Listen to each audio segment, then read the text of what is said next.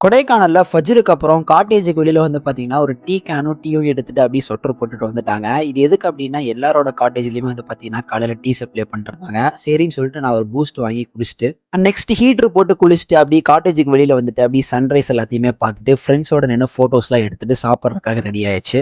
9:00லாம் cottage விட்டு check out ஆகணும். அதனால செக் அவுட் ஆயிட்டு பேக் எல்லாத்தையுமே எடுத்துட்டு சாப்பிடுறதுக்காக ஒரு கார்டனுக்கு வந்துட்டோம். அப்படி எல்லாரும் இட்லி, பொங்கல் எல்லாத்தையுமே சாப்பிட்டு முடிச்சுட்டு, நெக்ஸ்ட் கொடைக்கானல சுத்தி பார்க்கலாம் அப்படின்னு சொல்லிட்டு ஃபர்ஸ்ட் நாங்க விசிட் பண்ண பிளேஸ் தான் கோக்கஸ் வாக். அந்த வியூ பாயிண்ட்ட பார்க்கறக்கே செம்ம அழகா இருந்துச்சு. சரியான ஃபாக், சரியான பீஸ்ஃபுல்லா இருந்துச்சு. ஃபர்ஸ்ட் டைம் கொடைக்கானலுக்கு வரேன். அண்ட் நெக்ஸ்ட் சூசைட் பாயிண்ட்ட போய் பார்த்தோம். அதுவும் அப்படிதான் இருந்துச்சு. ஆனா அதுக்கப்புறம் பில்லர் ராக், அதுக்கப்புறம் குணா கேவ். குணா கேவ்லலாம் சரியான ஃபன்னா இருந்துச்சு. அண்ட் அதுக்கப்புறம் பெயின் ஃபாரஸ்ட் எல்லா இடத்துலயுமே போய் ஃபோட்டோ எடுத்துட்டு, அதுக்கப்புறம் லொகுருடி தொழுகைக்கு போயிட்டு, லொகுரு தொழுது முடிச்சுட்டு, அதுக்கப்புறம் அசரையும் கசர் செஞ்சுட்டோம்.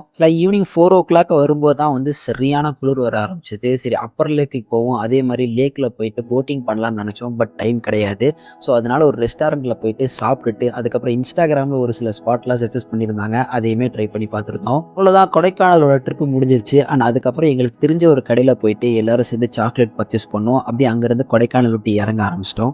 திண்டுக்கல் வர்றதுக்கே நைட்டு 12 மணிக்கு மேல ஆயிருச்சு. அத்தா கார்டன் அப்படிங்கிற ஒரு ரெஸ்டாரண்ட்ல போயிட்டு நல்லா சாப்பிட்டு முடிச்சுட்டு, அப்படியே அங்கேயே வந்து பார்த்தீங்கன்னா, மக்ரிபி இஷாவையும் தொழுது முடிச்சுட்டோம்.